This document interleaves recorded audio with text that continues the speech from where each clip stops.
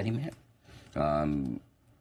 थोड़ी भी एफआईएस की बिक वाली रुकने का संकेत आया अगले 1-2 दिनों में, क्योंकि आना चाहिए। एफआईएस आई एम श्योर अब शॉर्ट तो काटेंगे, वैसे भी 17% पे बैठे हैं, ठीक है, तो शॉर्ट भी काटने चाहिए, थोड़ी खरीदारी भी होनी चाहिए।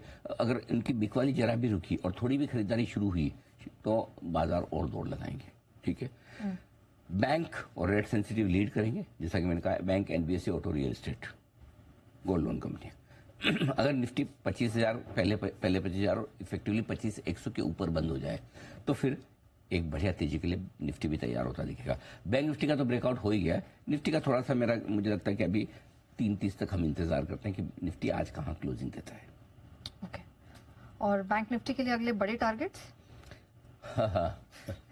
खुले नीले आकाश में है बैंक निफ्टी, बेलगाम घोड़ा, सफेद कलर वाला दौड़ लगा रहा है। तेजी की पोजीशन है, होल्ड करें। टारगेट वो बंसल जी हमारे कहते हैं, इसको टारगेट के धागों में बांधने की कोशिश न करें, इसके बंधन में न बांधें, इसको जाने दें। ये वो अश्वमेध ये वाला जो घोड़ा होता है ना, जो छोड़ दो बस, वो घूम फिर के पूरी दुनिया में घूम के आएगा।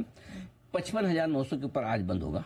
अब तक की लाइफ हाई क्लोजिंग वही है, उसके ऊपर बंद होने को तैयार है। एक नया ब्रेकआउट है। 56,161 के ऊपर बंद होगा, डबल ब्रेकआउट है। क्लोजिंग ब्रेकआउट, इंट्राडे ब्रेकआउट, दोनों आपको आज मिल रहा है, ठीक है। अब आपको ये नहीं डिसाइड करना कि बैंक निफ्टी 56,500 पे रुक जाएगा, 57,000 पे जाएगा, 58,000, no, that's not correct. Bank Nifty नीचे कहां तक जाएगा आप समझेंगे, अरे तेजी के नीचे की बात कौन करता है भाई? मैं करता हूं। क्यों करता हूं? अगर आपको यह पता है कि रिस्क कहां तक की नीचे की, तब आप अपसाइड खेल सकते हो। 55,250, 55,500 अब बैंक निफ्टी के लिए स्ट्रॉन्ग सपोर्ट हो गया है। ये आपके यहां से ब्रेकआउट मिला है, सो अब ये आसानी से नहीं टूटेगा। तो अब आपको बताएगा 1000 पॉइंट की रिस्क है, 1200 पॉइंट की रिस्क है, करेक्ट, ये आपके लिए। तो इसलिए सपोर्ट शिफ्ट हो गया। अब ऊपर क्या, एंजॉय करो लाइफ में, ठीक है। नहीं, अब मुझे अब लगता है तो एफआईएस को एंजॉय करके आना चाहिए पूरे कूल ऑफ क्लियर माइंड के साथ। अब तो मेरे ख्याल से जो भी शंका होगी वो इस पॉलिसी की बात तो दूर हो गई। वैसे तो अब कोई कारण ऐसा बचा नहीं, पहले भी नहीं था, अब भी नहीं है कि एफआईएस किसी भी वजह से बेचे, शॉर्ट करे, लॉन्ग एकदम कम कर दें। अब तो कोई ऐसा बचा नहीं है। नहीं खरीदने का कारण खाली ये भाई कोई आदमी आपको नहीं पसंद आ रहा तो उसका तो क्या करोगे? कुछ बोले यार इस आदमी की 3 बुरे क्या मतलब, ऐसा तो ठीक ही है, ये आप बता नहीं पा रहे, लेकिन उसको बोलो कोई अच्छा ही बता। अब अच्छा ही भी क्या बोलूं, मतलब वैसा हाल है। और सब तो बढ़िया है, लेकिन भाई मेरा मन नहीं है ऐसा। तो भाई ठीक है, मन क्यों नहीं है?